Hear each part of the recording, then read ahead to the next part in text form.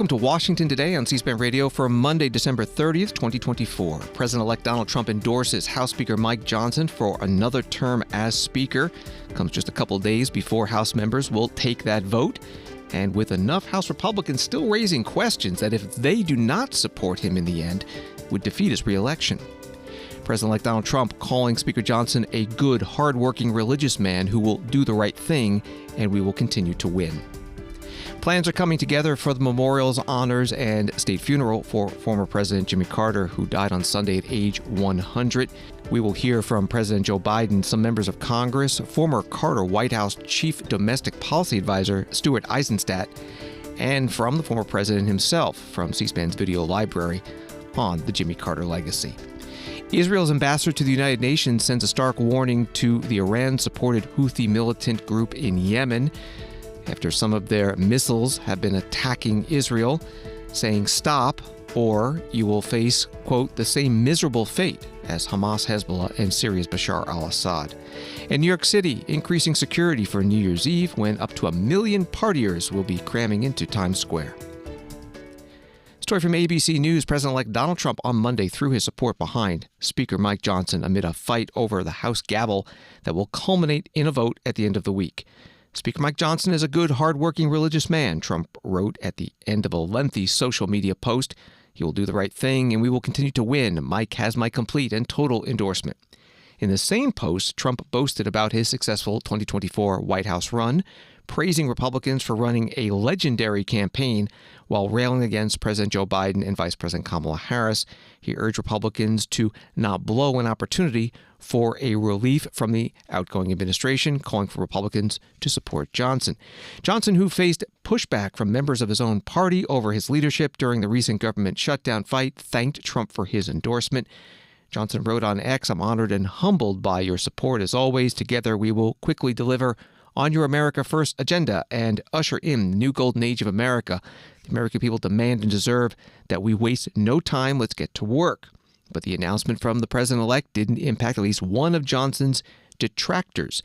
Thomas Massie, Republican from Kentucky, wrote on X, "I respect and support President Trump, but his endorsement of Mike Johnson is going to work out about as well as his endorsement of Speaker Paul Ryan. We've seen Johnson partner with the Democrats to send money to Ukraine, authorize spying on Americans, and blow the budget." That was all from ABC News.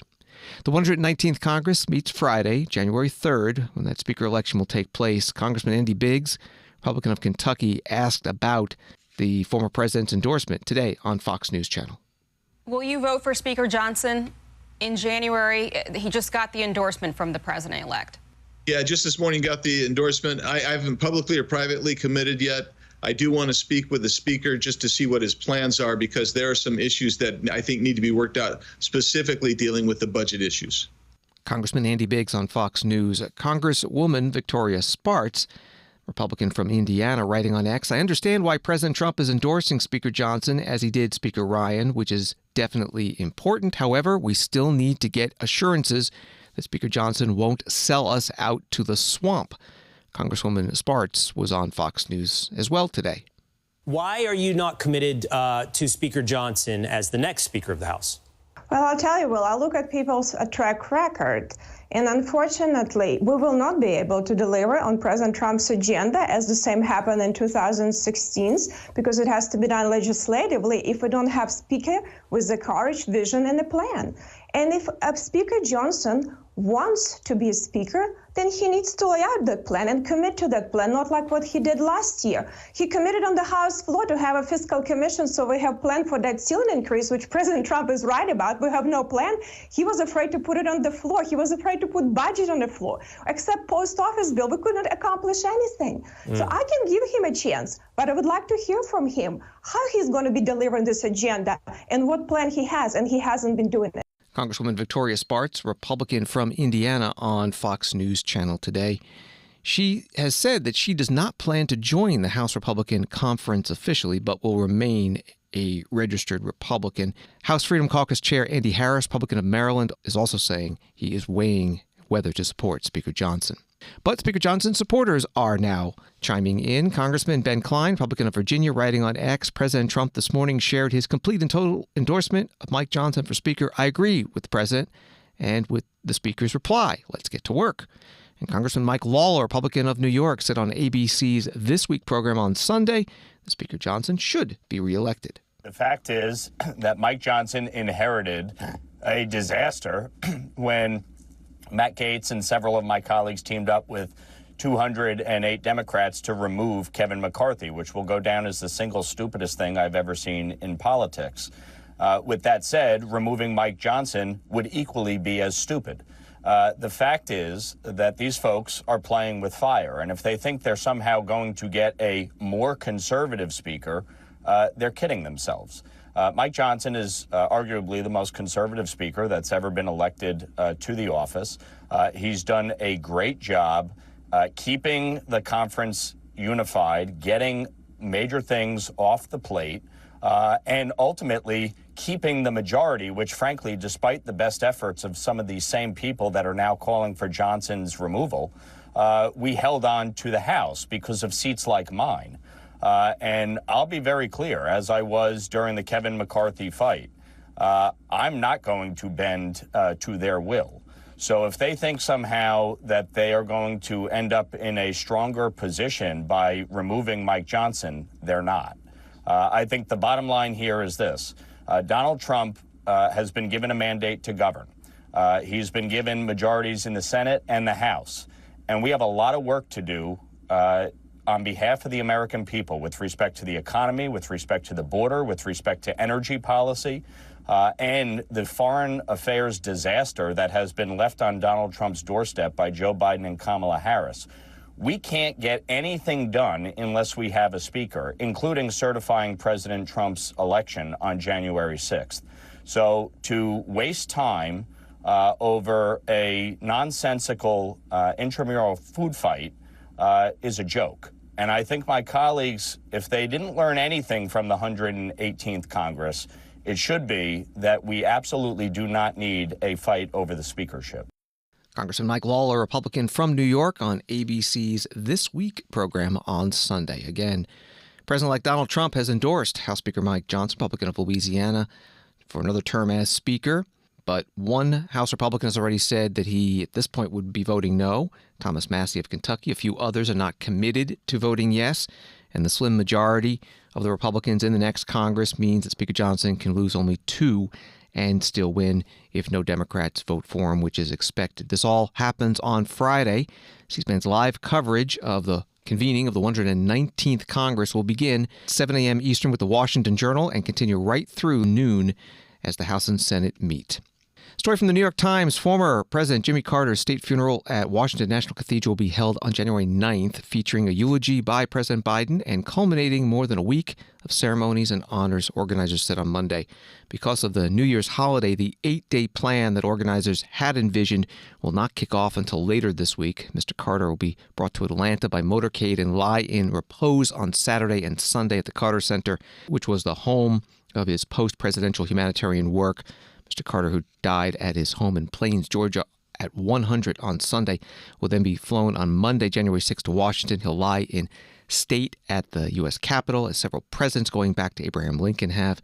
After the cathedral service, Mr. Carter will be brought back to Georgia for burial. That was from the New York Times. President Biden spoke about the death of former President Carter when the news broke on Sunday. Today's world, some look at Jimmy Carter and see a man of a bygone era. With honesty and character, faith and humility, it mattered. But I don't believe it's a bygone era. I see a man not only of our times, but for all times. Someone who embodied the most fundamental human values we can never let slip away. Although sometimes it seems like it is. We may never see his like again. We'd all do well to try to be a little more like Jimmy Carter. You know, my mom, you've heard me say this before, used to say, bravery lives in every heart, and someday it'll be summoned. Every time it was summoned, he stepped up. Every time, politically, personally, morally. And, you know, everything. The one thing I admired most about him, he thought and believed, and he really did believe this, and I do as well, that everybody deserves an even shot. No guarantees, just a shot. Everybody deserves a shot. And, you know, he gave an awful lot of people a chance. So, as I said, I was an admirer. I consider myself a friend. President Biden on Sunday in St. Croix, where he and his family are spending the New Year's holiday. President Biden has declared January 9th the National Day of Mourning, ordered the federal government close that day, and directed the United States flags fly at half staff for 30 days at government buildings and military installations. And officially today we found out from House Speaker Mike Johnson that former President Jimmy Carter will lie in state at the U.S. Capitol from January 7th through the 9th. New York Times article has some more detail about that state funeral at Washington National Cathedral on the 9th. In addition to Mr. Biden, Jason Carter, the former president's grandson and chairman of the board of the Carter Center, will speak at the cathedral. Eulogies will also be read from two people who were close to Mr. Carter but who have already died. Former President Gerald R. Ford, the Republican who was defeated by Mr. Carter in 1976 but went on to become a friend, and former Vice President Walter F. Mondale, Mr. Carter's running mate and partner. Mr. Ford died in 2006, and Mr. Mondale in 2021. The eulogies are set to be read by their sons, Stephen Ford and Ted Mondale. That was from the New York Times. Senator Ben Cardin, Democrat from Maryland, posted a video about former President Jimmy Carter, and Congressman Buddy Carter, Republican of Georgia, spoke about him as he was interviewed today on WTOC-TV in Savannah. Jimmy Carter, what a treasure. What a person that really understood the people of our nation. He was a very humble guy and a person who really looked after the people in our community, genuine as they come. And I must tell you, one of the great honors of my life was getting to meet Jimmy Carter, working with him when I was a state legislator. Just an incredible person and a great image for America.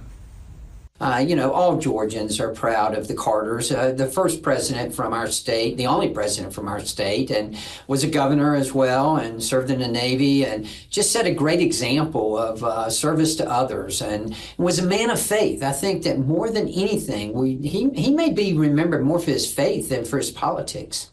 Congressman Buddy Carter, Republican from Georgia, and before that, Senator Ben Cardin, Democrat from Maryland.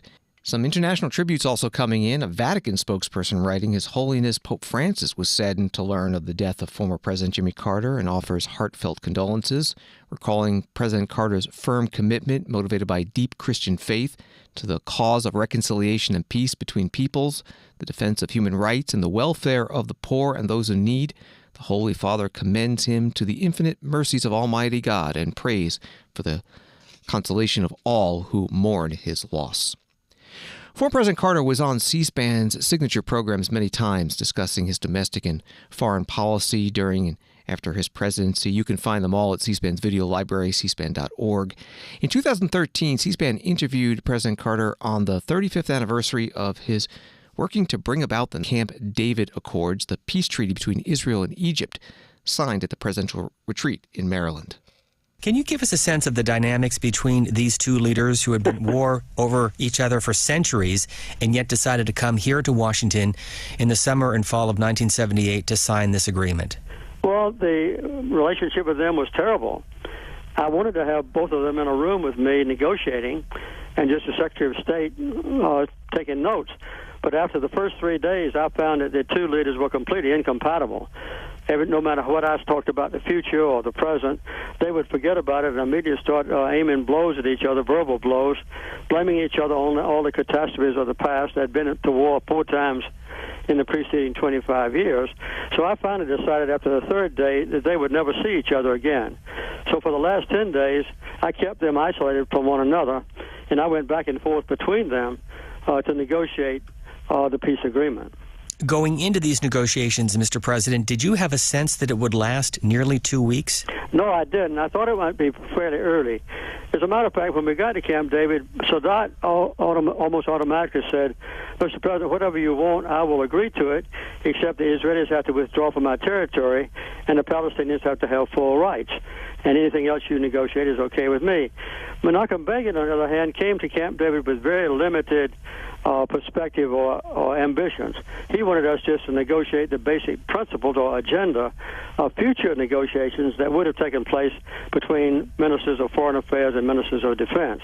That's not what I wanted, and eventually Menachem Begin agreed to get to the core issues that had been separating them for a long time. So at what point in those 13 days did you say to yourself, we're going to work through this, we will have an agreement?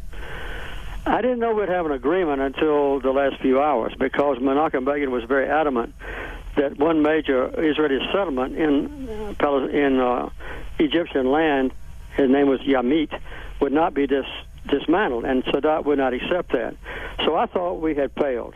And then Menachem Begin asked me if I would sign a photograph of me and Begin and him, me and Sadat and him, for his grandchildren. So he had 8 grandchildren, and luckily my secretary, Susan Clough, found out the names of the grandchildren. I wrote them individually on the photographs with love to so-and-so, and I signed it. And when I took it over to his cabin to give it to him, as we were preparing to go to Washington, he looked at the photographs, saw his grandchildren's names. His lips began to quiver. He had tears running down his cheeks, and he said, "Why don't we try one more time?" So we tried one more time, and eventually worked out the problem of that major settlement. So I think had he not been thinking back on his grandchildren and what peace would mean to them in the future instead of constant wars, we would not have had an agreement. Former President Jimmy Carter interviewed by phone for C-SPAN's American History TV in 2013 on the 35th anniversary of the signing of the Camp David Accords between Israel and Egypt. In 2006, former President Carter was on C-SPAN's Book TV in-depth program, 3 hours covering many topics, and one of them was his energy policies during his presidency. The oil companies have had a major role in shaping the policies of our government concerning energy. They have not wanted to have efficiency of automobiles, and for instance. And so the efficiency of automobiles manufactured in America are much less than automobiles used in other parts of the world. And this has really been one of the causes, in my opinion, of the near bankruptcy of Ford and Chevrolet, General Motors, who produce American cars, because they've been hiding under the umbrella of you can produce Hummers that gobble up gasoline, you don't have to comply with efficiency standards. So I think it's a very serious problem when we don't impose very strict conservation measures, as I did when I was in the White House, on automobiles, on trucks, on home insulation, on the efficiency of electric motors and refrigerators and stoves, and the utilization of solar power and of things other than oil to produce electricity. Do you feel you've gotten a raw deal from, I guess it's short-term historians, on the energy policies of your administration? Well, they very seldom refer to it anymore because it, it fares well in comparison. And they can't deny the figures that I just gave. I mean, they are official figures of the government. But I had to do a lot of very controversial things to get this done, because I called in all American automobile manufacturers to the White House. At that time, there were 5 of them. Most of them have not survived. And I told them that I was going to impose a legislation on them. I didn't have authority as president. That would mandate greater efficiency of automobiles. When I was inaugurated, the average gas mileage in a car was 12 miles per gallon. That was the average for the entire fleet of automobiles. And we set in law that it would increase very rapidly to 28.5 miles per gallon. And the Congress passed this law. There were a couple of loopholes in it. And I have to say that when I went out of office, my successors in office, whom I need not name right now, used some of those loopholes, and the efficiency of American automobiles didn't go up as rapidly as I had hoped. And now there are a lot of loopholes in concerning SUVs and the weight of automobiles and that sort of thing. But yeah, I feel proud of what I did, and the early criticisms of my very strict energy policies, I think, have pretty well died away. Former President Jimmy Carter on C-SPAN's Book TV in-depth program in 2006. Former President Carter has passed away at the age of 100. In 2010, he was again on Book TV, asked about the work of the Carter Center, which he established after his presidency, 1977 through 81. The Carter Center, which was organized soon after Rosa and I came home, has a commitment to eradicating or controlling the most terrible diseases on earth. the World Health Organization calls them neglected diseases because they no longer exist in the rich world. And they afflict hundreds of millions of people still, primarily in Africa, but sometimes in Latin America. So that's what we've dedicated the Carter Center to do as its primary purpose, is to control or reduce or eradicate those neglected diseases. So she and I, my wife and I, go to Latin America or primarily to Africa often to deal with those kinds of diseases that are not even known in America. Dracunculiasis, onchocerciasis, lymphatic filariasis, schistosomiasis, oncoma, and so forth. And these diseases can be eliminated. We've already proven that because they don't exist in any of the rich world. And we also deal with one major disease called malaria, which everybody knows about, but we no longer have it here. So for instance, in Ethiopia, the Carter Center helped the government of Ethiopia put two remarkable new insecticide-treated bed nets in every home in Ethiopia that had malaria mosquitoes. This took 20 million nets, and the government of Ethiopia raised $17 million. I raised $3 million to buy the other nets we needed for 3 million nets, and we put them in homes. So that's the kind of thing that we do around the world now. So it's a matter of you might say, a professional commitment of the Carter Center to help poor people, and I guess it comes natural to me and all those that work with us. Former President Jimmy Carter on C-SPAN's Book TV in 2010 from C-SPAN's video library. He died on Sunday at the age of 100. C-SPAN has a special page set up at cspan.org of all the appearances on the C-SPAN networks over the years, from key moments during his presidency to interviews, even the audio of his teaching Sunday school. Find it at cspan.org. C-SPAN spoke this morning with Stuart Eizenstat, former chief White House domestic policy advisor in the Carter administration. And he talked about why Jimmy Carter lost re-election in 1980 and what Americans should remember about his presidency. We lost the opportunity for a second term because of three reasons. First, I call it the 3 I's. Inter-party warfare. Ted Kennedy from the left attacked Carter. It was debilitating. And Ted, who I greatly admired, never really reconciled and came together for the president. Second was inflation. We had very high inflation. We inherited high inflation from President Ford and President Nixon, and it got worse. But one of the reasons it got worse was because of the second oil shock. The Iranian Revolution not only caused the hostage crisis, but it doubled the price of oil. It led to very high prices at the pump and to gas lines, and people were very angry at this. And third was the hostage crisis itself. 444 days of trying to negotiate their release. He finally did. They all came home safely. But I told Khomeini just to rub salt in his wound, only release them when Reagan was actually sent in. So this was a debilitating cloud over his presidency. So when people went into that voting booth, they thought about inflation and Iran. And let me say one thing about the inflation.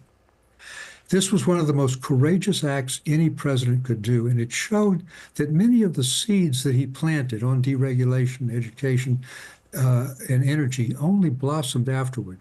So what happened was, July 1979, inflation is roaring.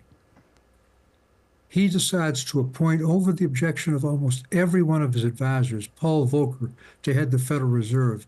Volcker told him very clearly in the Oval Office, if you appoint me, Mr. President, I'm going to choke inflation. I'm going to squeeze it out by high interest rates, and it's going to cause a lot of economic pain during your re-election year. And President Carter said, I don't want my legacy to be that I didn't deal with inflation. You take care, Paul, of the economy. I'll take care of the politics.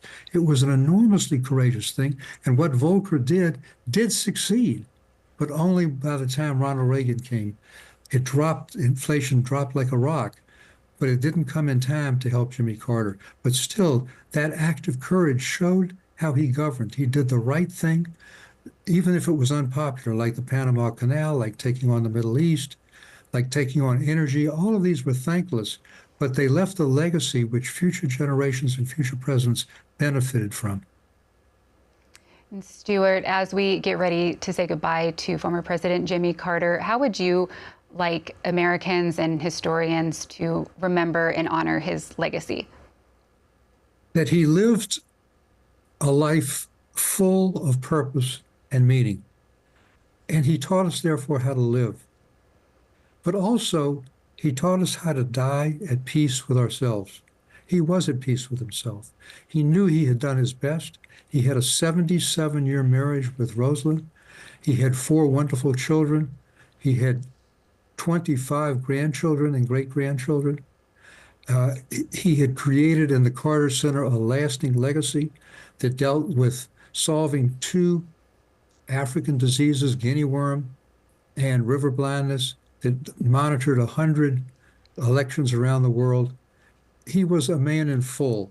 He lived a life worth living. And he was a Renaissance man, as close to it as we've had in the Oval Office in modern times. He was a farmer. He was an engineer. He was a preacher. He was a poet. He was the author of 32 books. He was an excellent woodworker. In fact, the giant cross in Maranatha Baptist Church in Plains, he made himself. He was a great fly fisherman. He was really as close as we've had to a Renaissance man, and he was a great patriot. We should never forget this. He served in the Navy. He went to the Naval Academy. He was a submariner in the nuclear Navy under Admiral Rickover. He only left the Navy because his father was dying of cancer and he had to salvage the family business. So he was a man of so many dimensions, and I hope that those will all be remembered. Stuart Eizenstat was Chief White House Domestic Policy Advisor in the Carter administration and author of the book President Carter, The White House Years, joining C-SPAN on our morning program, Washington Journal. Washington Today continues in a moment. Witness democracy in action with C-SPAN. Experience history as it unfolds with C-SPAN's live coverage this January.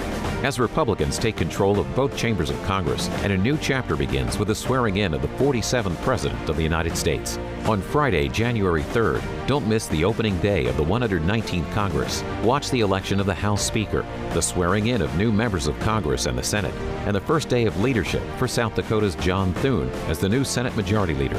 On Monday, January 6th, live from the House chamber, witness Vice President Kamala Harris preside over the certification of the Electoral College vote, where this historic session will officially confirm Donald Trump as the winner of the 2024 presidential election. And on January 20th, tune in for our live all-day coverage of the presidential inauguration as Donald Trump takes the oath of office, becoming the 47th President of the United States. Stay with C-SPAN throughout January for comprehensive, live, unfiltered coverage of the 119th Congress and the presidential inauguration. C-SPAN. Democracy unfiltered. Created by cable.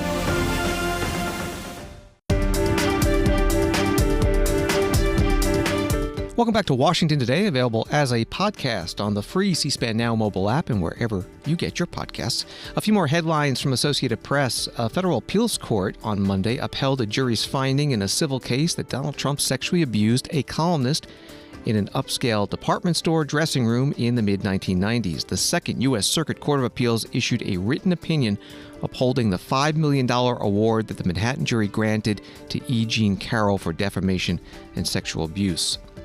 The adult son of North Dakota Senator Kevin Cramer, Ian Cramer, was sentenced to serve 28 years in prison Monday in connection with a wild chase in which he fled from a hospital and drove into a deputy's vehicle, killing the deputy. Chinese hackers remotely accessed several U.S. Treasury Department workstations and unclassified documents after compromising a third-party software service provider. The agency said Monday the department did not provide details on how many workstations have been accessed or what sort of documents the hackers may have obtained, but said in a letter to lawmakers revealing the breach that at this time there's no evidence indicating the threat actor has continued access to Treasury information. And President Joe Biden said Monday the United States will send nearly $2.5 billion more in weapons to Ukraine as his administration works quickly to spend all the money it has available to help Kyiv fight off Russia before President-elect Donald Trump takes office. Some stories from Associated Press. The The United Nations Security Council met in New York City today to receive a briefing on the recent missile and drone attacks by the Iran-backed Houthi militant group in Yemen against Israel. Last week, Israel struck back against Houthi-linked targets in Yemen. Before the session got underway, the U.S. Deputy Ambassador to the United Nations, Dorothy Shea, presiding as the U.S. holds the rotating presidency of the Security Council this month, asked for a moment of silence for the late U.S. President Jimmy Carter. On behalf of the members of the Security Council, I should like to pay tribute to James Earl, or Jimmy Carter, the 39th President of the United States of America, who passed away yesterday at the age of 100. President Carter was a peacemaker who worked tirelessly and effectively in support of conflict mediation, the furtherance of human rights, and the strengthening of democracy, both while he was in office and during his many years of service thereafter. The members of the Security Council convey their deepest sympathy to President Carter's family and to the government and people of the United States. I would ask all in the chamber now to rise and join in a minute of silence in memory of President Jimmy Carter.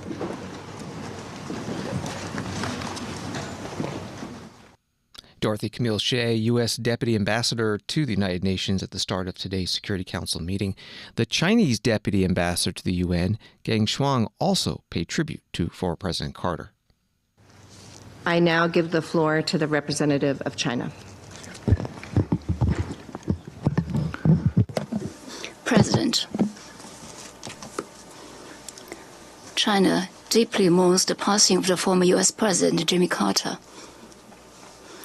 He was a driving force and decision-maker in the establishment of diplomatic ties between U.S. and China, and made great contribution over the years to the bilateral relations and the friendly exchange and cooperation between the two countries. We highly commend his achievements. Through an interpreter, the Chinese Deputy Ambassador to the UN at today's meeting. Again, the topic of the Security Council meeting was the Houthi attacks on Israel. And after briefings from the invited experts, the United Nations Assistant Secretary General for the Middle East and a scholar from the Washington Institute, then country representatives gave statements. Again, here is the U.S. Deputy Ambassador, Dorothy Camille Shea. The United States condemns the Houthis' latest attacks on Israel and supports Israel's right to self-defense. The Houthis launched an intense wave of attacks against Israel in December with no regard for civilian lives. One attack reportedly injured more than a dozen people on a playground in Tel Aviv. In view of the Houthis' continued attacks, the United States reiterates our call for this Council to consider additional actions to respond to the growing threats from the Houthis and to hold Iran to account. We can all see clearly that the Houthis are fully enabled by Iran to launch long-range and deadly attacks on Israel, including civilian infrastructure, as evidenced by the Houthis' propaganda boasting about the use of advanced hypersonic missiles. Iran's provision of these and other lethal weapons to the Houthis violates the arms embargo imposed on the group by this Council. It is the responsibility of this Council to respond to Iran's flagrant violations of its resolutions and arming of terrorist groups. Every member of this Council, and especially those with direct channels to Iran, should press Iran's leaders to stop the Houthis from launching attacks that put civilians in harm's way. The U.S. Deputy Ambassador to the United Nations, Dorothy Camille Shea, at today's Security Council meeting in New York City. Russian ambassador to the UN, Vasily Nebenzia, said that while the Houthi attacks on Israel are not justified, neither is the overwhelming military response by Israel with U.S. assistance. You'll hear him through an interpreter.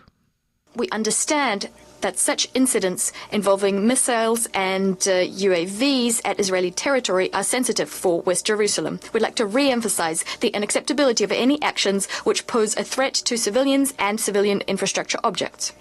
Our sympathies go out to all those affected, including those affected as a result of the strike on Jaffa on the 21st of December. We hope they'll have a swift recovery. Yet the latest incidents following what happened on the 19th of December, including the reaction of Israel's military with the involvement of the U.S. Navy, and then the entire self-proclaimed Anglo-Saxon coalition in the Red Sea, is clearly not proportional. It also deserves our condemnation. As a result of massive strikes on Sana'a, the Yemeni capital, as well as Hadayda, Salif, and Ras Isa, a minimum 9 people died. Fuel tanks, power stations, and tugboats were attacked. A serious blow was dealt to port infrastructure. We're disquieted by reports circulated by the media, including the Israeli media, according to which the IDF Air Force attack on Yemeni ports was planned in advance, so that when, on the 19th of December, Houthis launched rockets, Israeli fighter jets were already in the air. Such circumstances require our careful assessment as a minimum.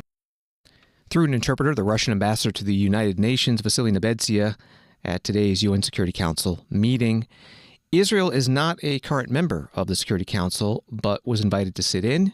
Here is the Israeli ambassador, Danny Danon. To the Houthis, perhaps you have not been paying attention to what has happened to the Middle East over the past year. Well, allow me to remind you what has happened to Hamas, to Hezbollah, to Assad, to all those who have attempted to destroy us. Let this be your final warning. This is not a threat. It is a promise. You will share the same miserable fate. Israeli ambassador to the United Nations, Danny Danon, at today's Security Council meeting in New York. Story from the Middle East Monitor. Israeli Energy Minister Eli Cohen today threatened to assassinate Yemen's Houthi leader, Abdul Malik al-Houthi, as regional tensions continue to escalate over Israel's genocidal war on the Gaza Strip. Again, reporting from Middle East Monitor. United Nations Secretary General Antonio Guterres put out a New Year's video message today. He talked about conflict zones around the world, also about climate change. Throughout 2024, hope has been hard to find. Wars are causing enormous pain, suffering, and displacement. Inequalities and divisions are rife, fueling tensions and mistrust. And today, I can officially report that we have just endured a decade of deadly heat. The top 10 hottest years on record have happened in the last 10 years, including 2024. This is climate breakdown in real time. We must exit this road to ruin, and we have no time to lose. In 2025, countries must put the world on a safer path by dramatically slashing emissions and supporting the transition to a renewable future. It is essential and it is possible. Even in the darkest days, I've seen hope power change. I see hope in activists, young and old, raising their voices for progress. I see hope in the humanitarian heroes overcoming enormous obstacles to support the most vulnerable people. I see hope in developing countries fighting for financial and climate justice. I see hope in the scientists and innovators breaking new ground for humanity. And I saw hope in September when world leaders came together to adopt the Pact for the Future. The Pact is a new push to build peace through disarmament and prevention, to reform the global financial system so it supports and represents all countries, to push for more opportunities for women and young people, to build guardrails so technologies put people over profits and rights over runaway algorithms, and always to stick to the values and principles enshrined by human rights, international law, and United Nations Charter. There are no guarantees for what's ahead in 2025, but I pledge to stand with all those who are working to forge a more peaceful, equal, stable, and healthy future for all people. Together we can make 2025 a new beginning, not as a world divided, but as nations united. United Nations Secretary General Antonio Guterres posting that New Year's video message today. Story from WABC TV in New York. More than 1 million people are expected to ring in 2025 in Times Square, and the New York Police Department said there are no specific credible threats to the celebration.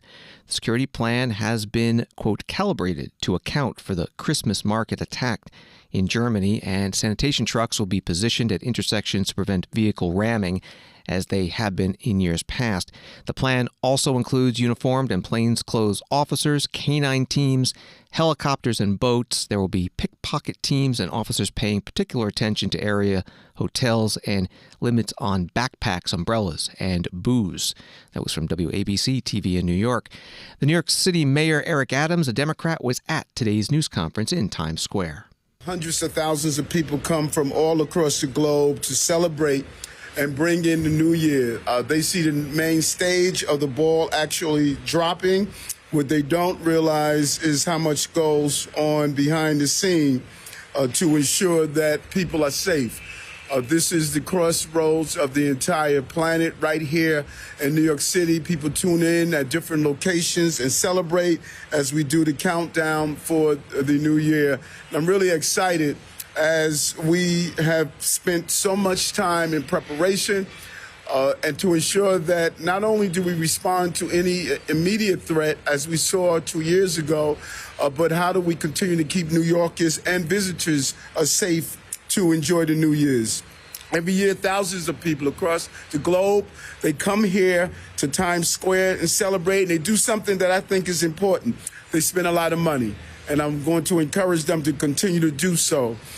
Tourism is one of the most important aspects of our economy, and this year celebrates really move us into the upcoming year. And we can't wait to welcome the crowds to enjoy the new year, but it's also an important historical moment for us as well. We have so much to celebrate, including New York City's 400th anniversary. New York City Mayor Eric Adams at a New Year's Eve security news conference today in Times Square. The police commissioner of New York, Jessica Tisch, said that more than 600 rookie cops still in training and 6 drones will be part of the police department's Times Square security coverage on New Year's Eve. Wall Street today, the Dow down 418, NASDAQ down 235, S&P down 63.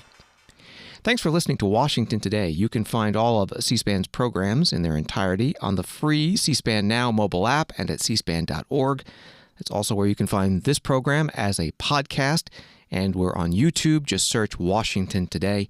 And for more on the stories that are shaping Washington every day, sign up for our daily email, word for word, at cspan.org/connect. Have a good night.